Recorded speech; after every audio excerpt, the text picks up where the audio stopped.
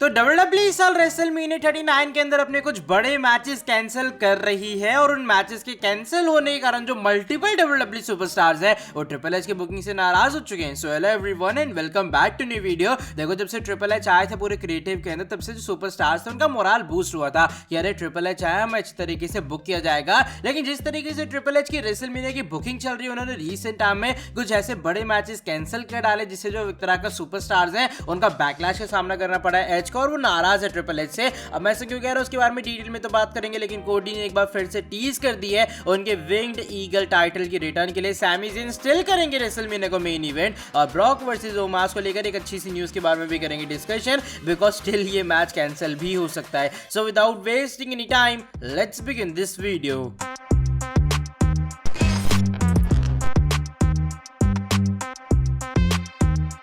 तो देखो, पहले मैं वीडियो को शुरू करने वाला हूं हमारे ब्रॉक लेसनर के साथ में ही। वैसे कल मंडे नाइट रॉ का एडिशन होने वाला है, वहां पर WWE ने बात ऑलरेडी अनाउंस कर दी कि भैया ब्रॉक आएंगे और वो ओमास के चैलेंज के एक तरह का रिस्पांस देंगे। क्या वो जो चैलेंज है वो रेसलमेनिया के लिए एक्सेप्ट कर रहे हैं या फिर नहीं। लेकिन देखो, जो फैंस है भाई वो कंफ्यूज है कि WWE इतनी बेकार बुकिंग कर रही है ब्रॉक लेसनर की। इससे अच्छा जो ब्रॉक लेसनर है वो WWE कंपनी के अंदर आते ही ना वापस आराम से वो रहते, क्योंकि जब से वो आए उनका दबदबा दिखाई नहीं दे रहा है WWE कंपनी के अंदर। लेकिन रिसेंट टाइम में इसको लेकर डेव मेल्जर की तरफ से एक अपडेट है ये सामने। मेल्जर ने बात रिवील की कि देखो, अगर ब्रॉक लेसनर ना चाहे तो ये मैच स्टिल नहीं होगा। अब चाहे आपके सामने विंस मैकमैन सामने आ गया ना आपकी ट्रिपल एच हो, अगर ब्रॉक मना कर दे WWE मैनेजमेंट में या फिर किसी भी कंपनी में इतनी हिम्मत नहीं कि वो मैच करवा पाए। इवन बताया ये भी जा रहा है कि जो ब्रॉक लेसनर है, लगता है ऐसा भी नहीं, या फिर सुनने में वो इम्पॉसिबल लग रहा है कि उन्होंने ओमास के साथ में एक मैच के लिए रिक्वेस्ट किया होगा, यानी कि जबरदस्ती तरह के जो मैच है वो थोपा जा रहा है ब्रॉक लेसनर के ऊपर। लेकिन अगर ब्रॉक चाहते हैं, ब्रॉक मना करते हैं WWE कंपनी को, तो इसलिए जो मैच है वो कैंसिल हो सकता है। क्योंकि बताया जा रहा है ओमास के साथ बहुत कम सुपरस्टार जो कि काम करना चाहते हैं एक्चुअल में। अब पता नहीं उनका हाइट वाइट क्या रीजन है, या फिर वो उतने स्किल्ड नहीं है, ऐसा कुछ में भी रीजन हो सकता है। लेकिन बताया जा रहा है ब्रॉक ने इस मैच के लिए WWE से कोई भी रिक्वेस्ट नहीं किया, और अगर ब्रॉक चाहे तो आज के बाद मैच कैंसिल हो सकता है। तो ब्रॉक लेसनर कृपया करके अरे मैच कैंसिल करवा दो। आई गेस इससे अच्छा बॉबी लैशली के एक बार फिर से फेस कर लो ना, या फिर आप बॉबी ब्रे और इन सब का ट्रिपल थ्रेट मैच हो जाए, तब भी वो मैच ज्यादा अच्छा रहने वाला है। आपके हिसाब से क्या सोचना है, क्या ब्रॉक को ये मैच कैंसिल करवाना चाहिए? वैसे अब लगता नहीं कि ये मैच कैंसिल होगा। चलो बढ़ते हैं नेक्स्ट अपडेट की तरफ। इस बार एक कोडी रोड्स के बारे में जुड़ी है। लगातार कोडी रोड्स ने विंग्ड ईगल टाइटल का जो रिटर्न है या फिर जो टीज है वो डाल रखा था। वो बार बार कह रहे हैं फिनिश द स्टोरी, और विंग्ड ईगल टाइटल की जो रिटर्न है वो टीज का डाल रहे हैं। जिन लोगों को नहीं पता है, पुरानी वाली वर्ल्ड टाइटल थी WWE कंपनी के अंदर, और होता है कि एक बार फिर से कोडी रोड्स ने चीज को टीज किया अपने ऑफिशियल ट्विटर अकाउंट के थ्रू कि जो विंग्ड ईगल टाइटल है वो लाएंगे वापस। उसका स्क्रीनशॉट आप लोग देख पा रहे हो, और एक मेटल फिगर के साथ में जो विंग्ड ईगल टाइटल है वो और सामने एक डस्टबिन कैन से पड़ा हुआ है जिसमें आग जल रही है, और WWE टाइटल आप लोग नीचे देख पा रहे होगे, और यहां लिखा फिनिश द स्टोरी। और कोडी रोड्स ने इस चीज को रीट्वीट किया है, और उन्होंने जो आई बॉल वाला इमोजी साथ में कर डाला है पोस्ट। तो लग रहा है भाई कोडी फिर से टीज कर रहे हैं finish the story, in the sense सामने WWE टाइटल चल रही है, कोडी के हाथ में विंग्ड ईगल टाइटल। यानी कि अगर कोडी किसी भी हालत में चैंपियन बन जाते हैं, वो किसी भी हालत में रोमन को डिथ्रोन कर देते रेसलमेनिया के अंदर, तो लग रहा है विंग्ड ईगल टाइटल वो लाएंगे कंपनी के अंदर वापस। और जो पुरानी WWE टाइटल है, जो यूनिवर्सल टाइटल है, वो WWE से कुछ टाइम के लिए एटलीस्ट गायब होने वाली है, या फिर WWE के टाइटल स्प्लिट कर देगी। तो हो सकता है सिर्फ WWE चैंपियनशिप जाए, या फिर सिर्फ यूनिवर्सल टाइटल जाए, या फिर हो सकता है टेम्परेरी टाइम पीरियड के लिए, या फिर जब तक कोडी चैंपियन है तब तक उनके पास वो विंग्ड ईगल टाइटल रहती हुई नजर आए। लेकिन लेट्स सी पहले क्या वो डिथ्रोन कर पाते रोमन को या फिर नहीं। विंग्ड ईगल टाइटल तो बात की बात है। चलो बढ़ते हैं आज की हमारी सेकंड लास्ट अपडेट की तरफ। इस बार ये फॉर्मर ऑनरेरी यूज यानी कि सैमी ज़ेन के बारे में जुड़ी है। अब सैमी ज़ेन और रोमन रेंज एंड कोडी का आमना सामना तो नहीं हो पाएगा रेसलमेनिया के अंदर, लेकिन अगर मैं स्टिल कहूंगी चांस है कि जो हमारे सैमी ज़ेन है वो रेसलमेनिया 39 की नाइट 1 को मेन इवेंट करते हुए नजर आएंगे। अब मैं ऐसा क्यों कह रहा हूं, क्योंकि रिसेंट टाइम में कुछ बातें आ रही सामने, और बताया जा रहा है WWE मैनेजमेंट हल्की सी कंफ्यूज है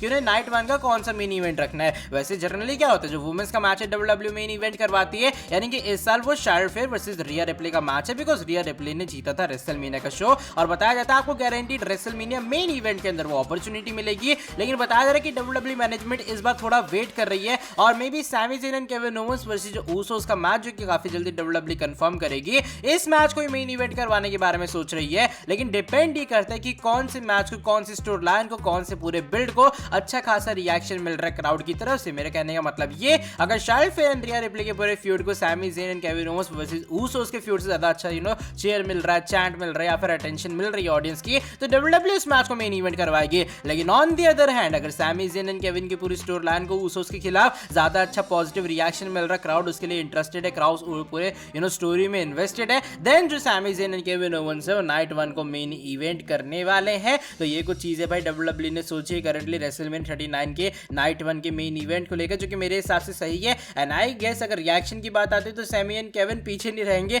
और उनकी स्टोरी ज्यूस के कारण तो और इंटरेस्टिंग बनने वाली है। चलो बढ़ते हैं आज की हमारी नेक्स्ट एंड फाइनल स्टोरी की तरफ। इस बार ये नाइट 1 की या फिर नाइट 2 दोनों के बारे में जुड़ी है। ओवरऑल रेसलमेनिया का जो शो होता है उसमें काफी सारे हम लोग मैच कार्ड तो देखते हैं। इससे होता क्या है, जो मल्टीपल सुपरस्टार्स है वो WWE के अंदर बुक कर लिए जाते हैं, लेकिन रीसेंट टाइम में WWE ने या फिर ट्रिपल एच ने स्पेशली खुद ब खुद कुछ बड़े मैचेस को कैंसिल कर डाला, जिससे जो सुपरस्टार्स है वो नाराज है कि भाई ये क्या बात बनी, आपने सारे मैचेस कैंसिल कर डाला, अब तो आप हमें बुक करोगे नहीं। मैं बात कर रहा हूँ यहाँ पर बैटल रॉयल्स के बारे में। बताया जा रहा है इस साल भी रेसलमेनिया के अंदर आपको किसी भी टाइप की या फिर किसी प्रकार की बैटल रॉयल नहीं दिखाई देगी। और इससे जो WWE सुपरस्टार्स है वो ट्रिपल एच से अपसेट है कि भाई ये क्या बात बनी, क्योंकि देखो जो अंडररेटेड कार्ड है या फिर जो अंडररेटेड टैलेंट है वो किस तरीके से बुक होता था WWE कंपनी के अंदर रेसलमेनिया जैसे बड़े शो में, उन्हें आप under the giant memorial battle royal या फिर किसी भी बैटल रॉयल के अंदर डाल दो, इससे आप मल्टीपल सुपरस्टार्स को बुक कर सकते हैं, जो कि अच्छी खासी बात भी थी। लेकिन इस साल बताया जा रहा है ट्रिपल एच ने प्लान किया कि हमारे पास छोटा मैच कार्ड होना चाहिए, यानी कि ट्रिपल एच में कह सकता हूं क्वालिटी प्रेफर कर रहे हैं rather than quantity in WrestleMania premium live event. और ये वो रीजन है सुपरस्टार्स नाराज है कि भैया अगर आप वो हटा दोगे तो इस तरीके से तो हम लोग बुक ही नहीं हो पाएंगे रेसलमेनिया जैसे बड़े शो के लिए।